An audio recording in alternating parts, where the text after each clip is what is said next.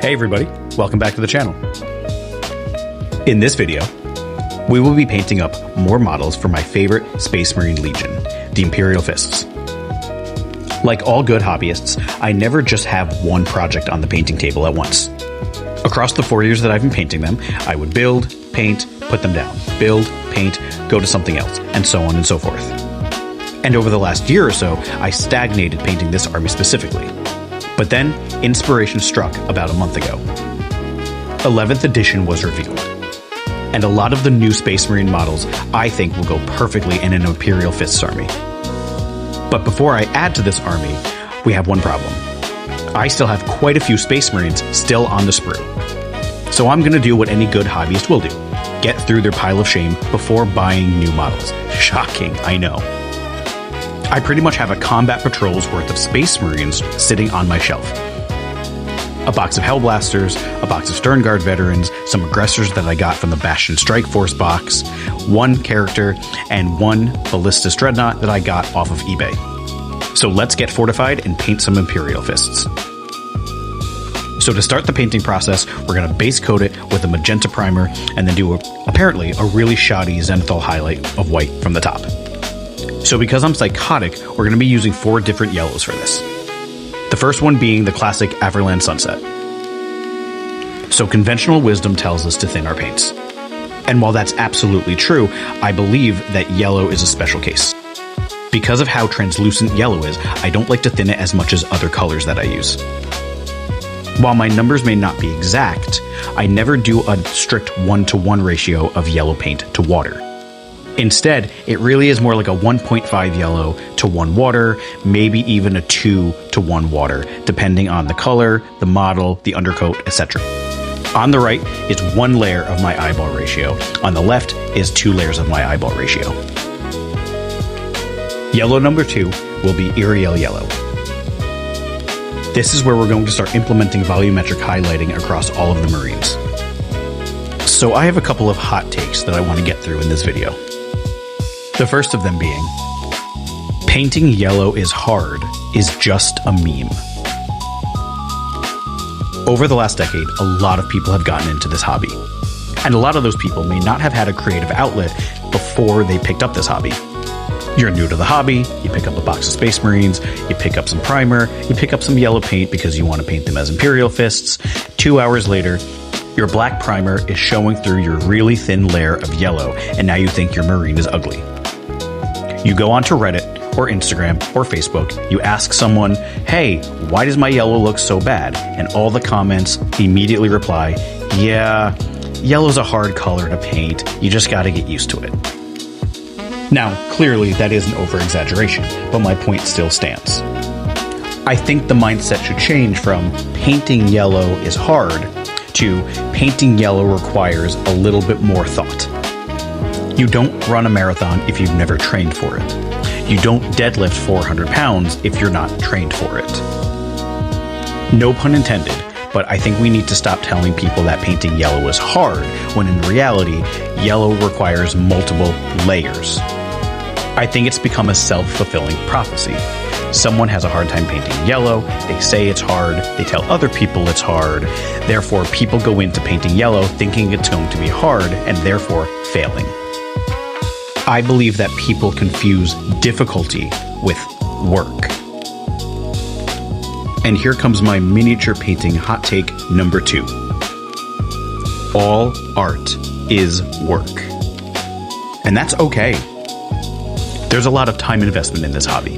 And potentially failing at something that you took hours painting, whether it's one model or an entire army, can be discouraging. It might feel like wasted time or wasted effort, and we don't have a lot of time in the day. We have family obligations, we have professional obligations, we have tons of stuff going on, and sometimes we just want to put the models on the table. But the reality is the models don't paint themselves.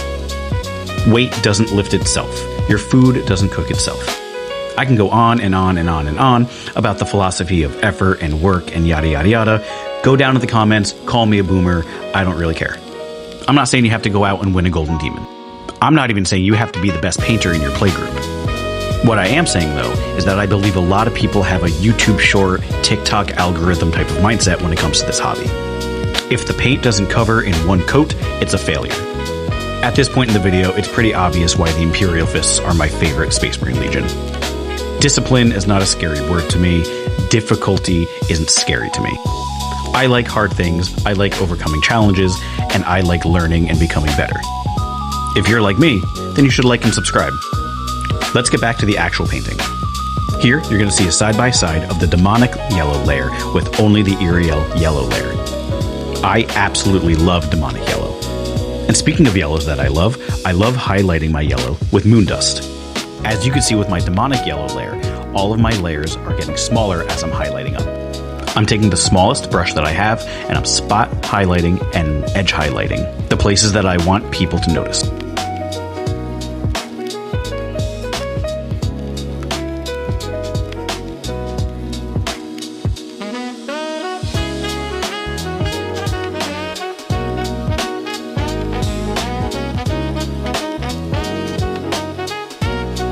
And here we have a side-by-side of a Marine with moondust and without, and a few with some of our finished yellow. Now, because the third company is the best company for Imperial Fists, we're going to be moving on to red. The Word Bearer's red is only going to be used for the Aquila, because I want a dark base layer so I can really highlight up to see all the feathers. Next will be two of some of my favorite colors from the Warpaints Fanatic line. Resplendent red is going to be used for the shoulder trim and the first layer of feather highlights on the Aquila. We're going to be using the same small brush that I used for the moon dust highlights, and we're going to be painting very, very carefully as to not get the red on the shoulder pad. Which of course I do anyway.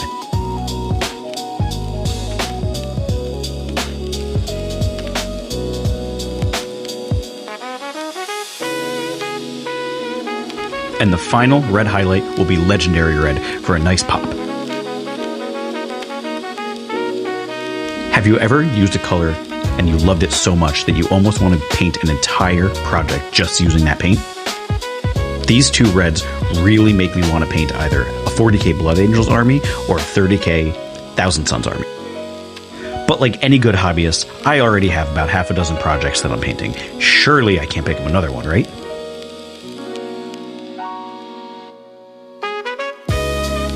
We're going to be using the same 3 reds for the plasma rifles as well. Word Bearer's red as a base, followed with both resplendent and legendary red.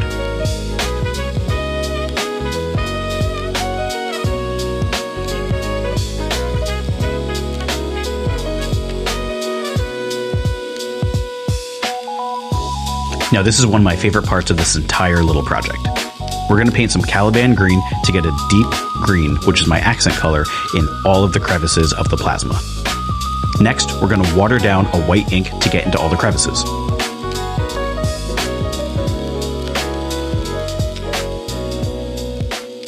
Once the ink has completely dried, we're going to take electric lime from the Army Painter line. We're going to water it down to a wash consistency and spread it all through the plasma.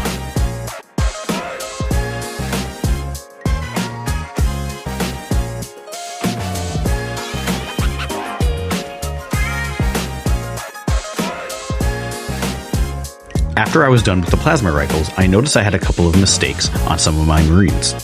I got a little careless with the red, and some of it splashed on a couple of their knee pads.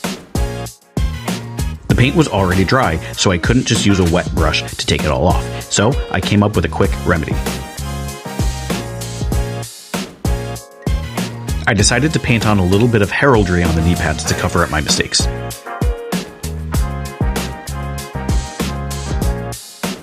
A plane of red, followed by a yellow checkered pattern. Just a little bit to give all of my Marines a little bit of personality.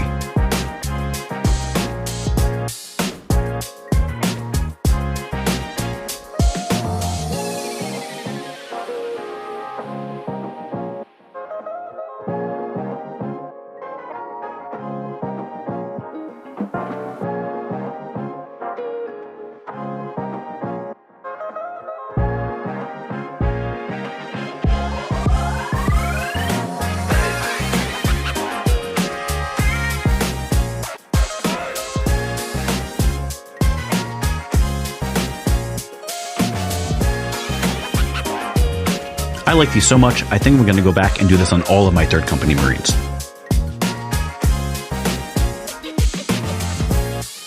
After some off-screen transfers, my Hellblasters are finished. Before moving on to the Dreadnought, we still have the 2 Power Swords we have to deal with. The base layer is going to be Caliban Green, followed by a layer of Warpstone Glow. Now, we're not going to be utilizing any type of OSL, and we're really not going to be doing any type of non-metallic metal, but we are going to kind of give it that classic Power Sword look.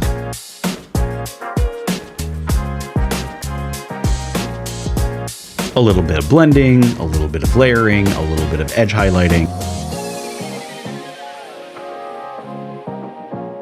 I won't be winning any golden demons with these swords, but they're going to look good from across the table.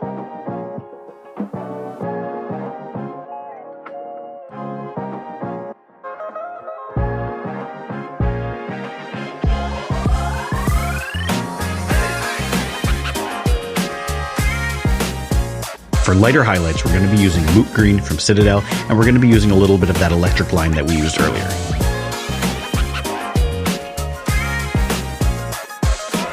Next, we add a little light scratches, just to give it a little bit of flavor.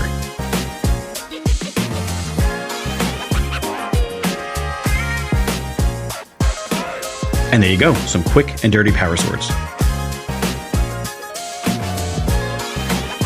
The final thing we have to tackle is the Ballistus Dreadnought. Now, I have one more hot take before this video ends. I don't like how contrast paints and speed paints are marketed. I believe the way that speed paints and contrast paints are marketed give people the wrong idea of what they're intended to do, which horseshoes back to some of my ideas earlier on in the video. There are a collection of different tools in a toolbox that you use for specific projects. And I believe that contrast paints serve a specific purpose. It's good for scales, it's good for fur, it's good for blending, but big open panels like what I'm painting right now, that's where I notice where people get really frustrated using them. I see a lot of people using them as an end-all be-all, and when it doesn't turn out the way they want, they get frustrated. And herein lies where we horseshoe around to what I was talking about earlier, where art is work. You try, you fail, you learn, you get better. Case in point, my Zenithal highlighting on my Ballistus Dreadnought wasn't perfect. Some yellow looks really good, some of it looks abysmal. To remedy this, we're gonna sponge on the same yellows that we use for the Space Marine armor to cover up my sins. The tool does not do the work. You use the tool to do your work. The paint doesn't paint the mini, you do. Contrast paints, speed paints, and washes don't save miniature painting. They're just another tool in the toolbox. There is a hammer for every nail, but you also don't use a hammer for every project. It is very okay to fail. That's where you do your best learning. To finish off the video, we're just going to do some freehand patterns on the Ballistus Dreadnought. A red cross on the right, and then we're going to do a checkered pattern on the left. Speaking of the checkered pattern, I absolutely hate it. So instead, what we're going to do, we're going to paint over it with a base layer of red, and we're going to expand the checkered pattern. Now, I did most of this off camera because I wanted to concentrate. But I believe what I ended with compared to what I started with is a night and day difference. I love it.